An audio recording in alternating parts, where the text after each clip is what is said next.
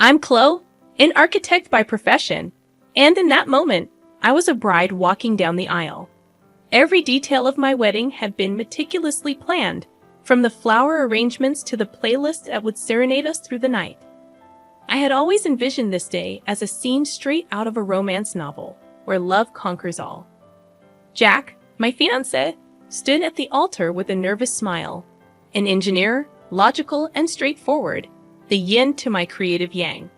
I believed we complemented each other well, excited to embark on this new chapter of life together.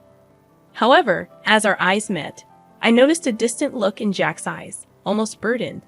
Dismissing it as nervousness, I proceeded down the aisle. Yet my unease deepened when my would-be mother-in-law, Linda, leaned over to her neighbor, whispering something with narrowed eyes, sizing me up. When our eyes met, she forced a smile, mouthing, "You look beautiful," but the smile didn't reach her eyes. As the ceremony continued, and the pastor asked if Jack took me to be his lawfully wedded wife, there was an agonizing pause before he finally said, "I do." However, his eyes lacked the warmth I had always associated with those words. During the ring exchange, Linda stood up, taking a photo, declaring loudly that we must capture the moment, stating that weddings are just the first day of a lifelong commitment, her words more a warning than a blessing. At the reception, Linda approached me with a saccharine tone, commenting on my unconventional dress and hinting at my rebellious nature, trying to keep the atmosphere light. I responded, "I believe weddings are a celebration of love, so why stick to convention?" Yet Jack's intervention, though momentarily relieving, carried a resignation that shouldn't be present on such a joyous day. As the first dance began, Jack held me at arm's length, our bodies swaying in rhythm but our souls feeling miles apart. The song, meant to be an anthem of our love, mocked me. And Jack's question, "So, Mrs. Chloe, ready for forever?" echoed in the cavernous space between us. Unsure of what forever held, I said yes, hoping the ominous cloud hanging over us would lift. Little did I know, this was just the prelude to a saga that would test not just my marriage, but the very core of who I was. The feeling that something had already come to an end lingered, even as everyone raised their glasses to toast our new beginning. After the wedding, returning to my cozy 3-bedroom dwelling, purchased with years of hard work, was supposed to be our sanctuary. But the walls that I thought would protect us turned into a prison, a stage for domestic warfare. Linda's subtle invasion began, marked by frequent unannounced visits and relentless criticism, culminating in the shocking announcement that she would be living with us. As she claimed a corner of what was once my reading nook, my heart sank, and I looked at Jack, pleading for him to intervene. I managed to pull him aside, my voice quivering. "This is our home, and we should have discussed this before any decision was made." He looked at me, his eyes void of the love I thought I had seen just a few months ago. "Mom's getting older, Chloe. She shouldn't be alone. She should be with family," he said, emphasizing the last word, as if I weren't considered family. "So I'm not family? Is that what you're saying?" I questioned, feeling the hot sting of tears starting to form. "You know that's not what I mean," he retorted, clearly exasperated. "But Mom has done a lot for me, and I owe her this much." "What about what we owe each other? We just got married, Jack. This is supposed to be our time to grow as a couple, not play house with your mom." But my arguments fell on deaf ears. The decision was made just like that. My opinion, my feelings, my home. None of it seemed to matter. And so, Linda moved in, turning the love nest I had envisioned into a battlefield of egos, tensions, and outright hostility. Every room in the house felt heavier, suffocated by her presence. I could no longer find a quiet corner to read, a peaceful moment to reflect, or even a loving glance from the man I thought I'd spend the rest of my life with. That's how I realized I wasn't just fighting for my marriage or my home. I was fighting for my identity, my dignity, and my peace of mind. All the while, a single thought echoed through my head. How did it come to this? How did my life, my home, my choices become secondary to the whims of someone else? My reading nook was now a shrine to Linda's possessions, my kitchen a stage for her criticisms, and my husband, well, he was a stranger siding with the enemy. And all of this was just the beginning. If I thought life was hard before, it was nothing compared to the living nightmare that followed. The atmosphere in the house grew denser each day, as if the walls themselves were closing in on me. What made it even worse was the undeniable 2 blue lines on the pregnancy test I held in my trembling hands. I had always imagined sharing the news of my first pregnancy as a moment of joy, an occasion to be cherished.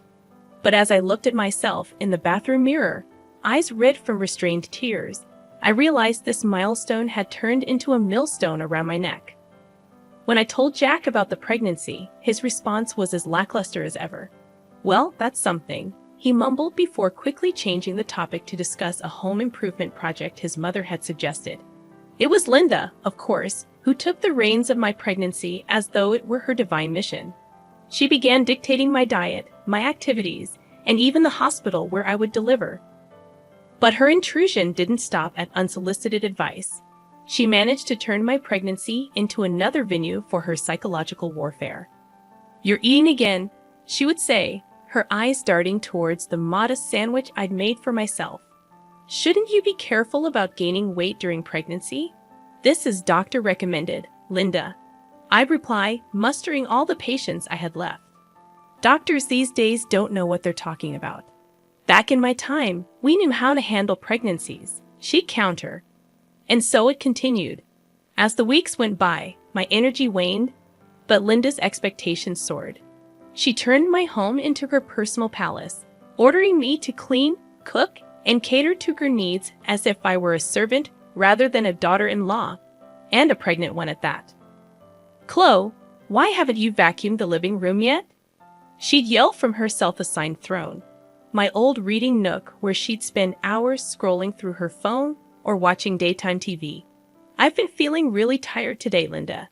The doctor advised me to take it easy," I said, my voice tinged with desperation. Tiredness during pregnancy isn't an illness, you know. Jack once again remained conspicuously silent, his compliance deafening. The tension reached a breaking point during another heated dinner discussion, where Linda decided to critique my choice of baby names. "That's a ridiculous name for a child.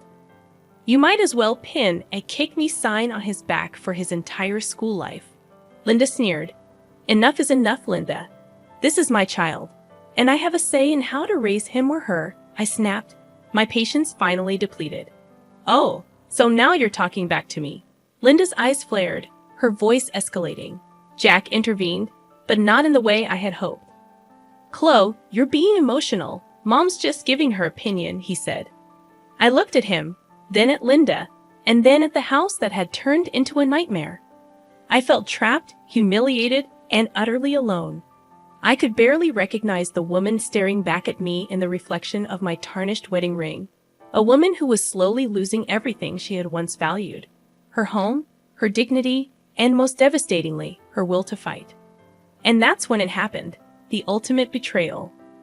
Linda, filled with venomous triumph, looked me dead in the eyes and said, "If you can't handle a simple family discussion, maybe you shouldn't be a part of this family." Jack said nothing. His silence spoke volumes, cutting deeper than any words ever could. In that moment, I realized that my nightmare wasn't unfolding. It had already unfolded, and I was living in it. My life had become an unrecognizable maze of shattered hopes and suppressed sobs. I moved like a zombie through the rooms that no longer felt like my home. The baby inside me seemed to be the only living part of my existence, and I clung to that tiny spark of life as my last shred of hope. But even that was threatened. One cold evening marked my breaking point. We were having another one of those god-awful family dinners, where tension cut through the air like a knife.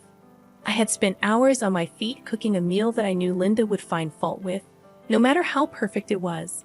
Each critique was a jab, each scoff a slap. I knew another one was coming, and I braced myself for it. But when it finally came, it was worse than anything she'd said before.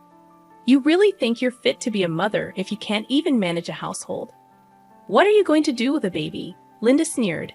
My heart sank into my stomach, each word a stab at my already fragile self-esteem. I felt my hands tremble, my eyes blur. But before I could say anything, Jack joined in, sealing my emotional fate. "Mom has a point, Chloe. You need to step it up. We're going to be parents soon. That was it, the final straw. A bolt of anger mixed with a lifetime's worth of resentment and humiliation surged through me. Step it up, step it up, I shouted, surprising even myself with the intensity of my voice. I am carrying our child for months, managing our house, and putting up with relentless emotional abuse from your mother, and you tell me to step it up. Both Jack and Linda looked stunned, but I was on a roll. A volcano finally erupting after years of suppression. I'm done. I can't do this anymore, I said, my voice cracking. I won't raise my child in an environment where their mother is treated like dirt. If you two are what family means, then I don't want any part of it. With that, I left the table, leaving them both in speechless disbelief. I packed a small bag and headed for the door, my trembling hands struggling to turn the doorknob. That's when Linda decided to deliver her ultimate blow. Where do you think you're going? This is Jack's house, not yours. I turned around, my eyes locking onto hers. Actually, Linda, this is my house. I bought it, and I have every right to say who stays and who leaves. Chloe, don't do this. Let's talk about it, Jack pleaded, finally realizing the gravity of what was happening. There's nothing left to talk about, I said, tears streaming down my face. With that, I stepped out into the frigid night air, no coat, no plan, just an overwhelming urge to escape.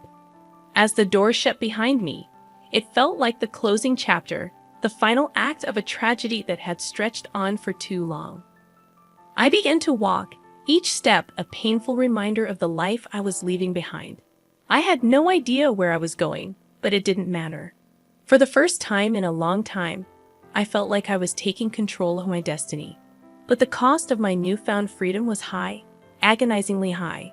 The icy wind pierced through my thin clothes as I trudged along the deserted streets. I had walked for what felt like miles, lost in a haze of emotional and physical exhaustion. I was almost there, almost at my parents' house, a sanctuary from the hell my life had become, when my foot caught on an uneven slab of pavement. I stumbled, twisting my ankle painfully as I fell to the ground. The pain was sharp, but it couldn't match the ache in my heart. Limping and teary-eyed, I finally made it to my parents' doorstep. The look of horror on their faces as they opened the door told me everything I needed to know. My breaking point had come, a long overdue fracture in a life burdened with far too many cracks. As they rushed me to the hospital, I knew something had to change. I couldn't go back, not to the house, not to Jack, and certainly not to the woman I had become. My breaking point wasn't just an end, it was also a beginning, a painful but necessary step toward reclaiming the life that had been taken from me. Hospital rooms have a peculiar way of forcing reality upon you. As I lay there, my sprained ankle elevated, and my body checked for any complications due to my fall. I felt a mix of relief and apprehension. My parents were there, their faces etched with concern and quiet fury over what had transpired. They'd always suspected that my marriage was far from ideal, but the depths of its dysfunction had finally been laid bare. Chloe's sweetheart, what are you going to do now? My mom finally broke the silence, her voice heavy with worry. I don't know, Mom, but what I do know is that I can't go back to that life. Not now, not ever, I replied, my own voice firmer than I expected. My dad, who had been pacing the room, finally spoke. Your mother and I will support whatever decision you make. But you need to think about your future and the future of your child, he said. I nodded, having been doing nothing but thinking.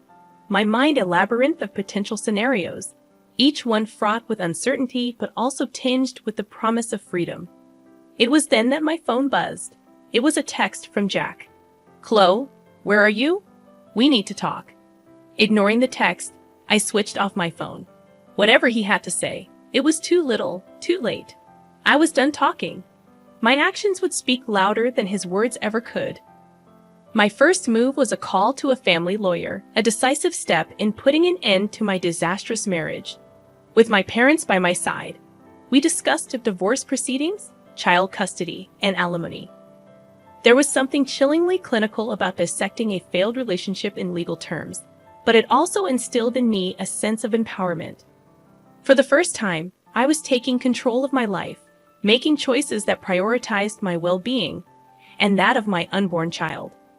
A week later, Jack and Linda were served divorce papers and a notice of eviction from the house. My house. The lawyer also included a clause for a hefty child support payment and financial compensation for the emotional distress I had endured. It felt drastic but necessary, a harsh severing of the bonds that had chained me for so long. When I finally turned my phone back on, I was bombarded by a flurry of messages and missed calls from Jack. "Chloe, please, can we talk about this?" I didn't realize how bad things had gotten. Followed by another message, "I'm sorry, Chloe. I never wanted any of this to happen. Let's find a way to make it right." For a fleeting moment, I was tempted to call him back, to hear him out. But then I remembered the long nights of humiliation, the years of emotional neglect, and Linda's insidious cruelty that he had silently endorsed. Any affection I had for him was now buried under the ruins of our broken marriage. I deleted the messages, erased his number, and blocked him on all social media platforms. As far as I was concerned, Jack was now part of my past, a painful chapter in a book I was ready to close. I knew the journey ahead would be filled with its own set of challenges. Divorce proceedings are never simple, especially when a child is involved. But for the first time in years, I felt like I was steering the course of my own life. A painful journey, but one that led away from the darkness that had consumed me and towards a future that, while uncertain, held the promise of something better. The courtroom had that sterile, cold air that seems exclusive to places where lives can change in an instant.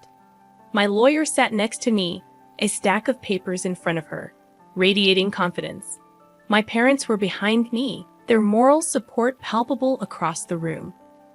Jack sat with a look of defeated bewilderment, his mother Linda beside him, her face a mask of indignant disbelief. "All rise," the bailiff announced, and Judge Morrison entered the room. The divorce proceeding was a whirlwind of legalese, a barrage of facts and accusations laid bare for the court to dissect.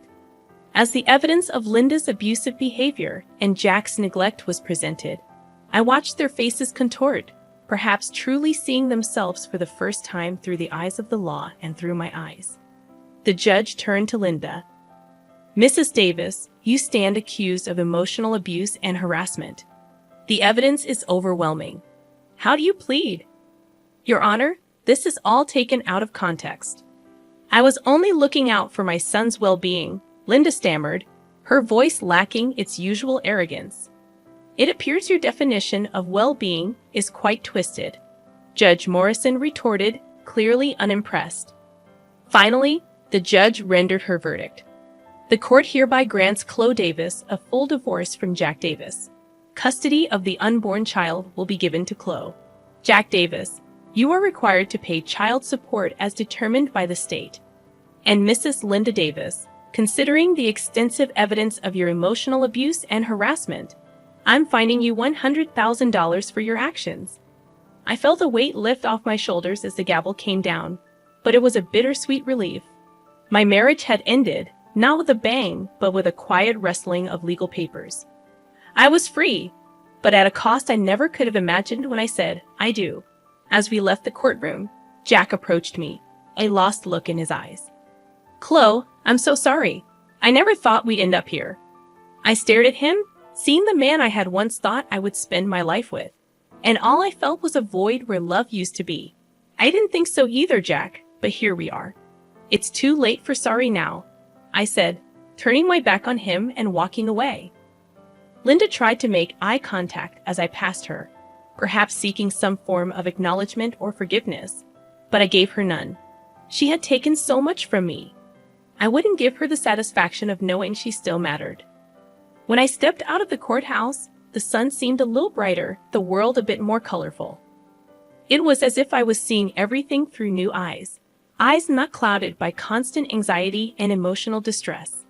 It was the beginning of a new chapter for me, one written on my own terms. My mother hugged me tightly, tears in her eyes. "You did it, Chloe. You're free, and it's all thanks to you and Dad." "I couldn't have gone through this without your support," I replied, grateful beyond words. "We'll always be here for you," Dad said, joining in the group hug. and for your new beginning. That night, I sat alone in my house, the house that was now truly mine, and felt a sense of peace settle over me. I was alone, but I wasn't lonely. For the first time in years, the only expectations I had to live up to were my own. I was still apprehensive about the challenges that lay ahead. After all, I was going to be a single mother with all the responsibilities that entailed. But as I touched my belly, feeling the gentle stirrings of my unborn child, I knew it would be okay. My painful journey had led me to this reckoning, and while scars remained, they were now a part of a story of survival, not defeat.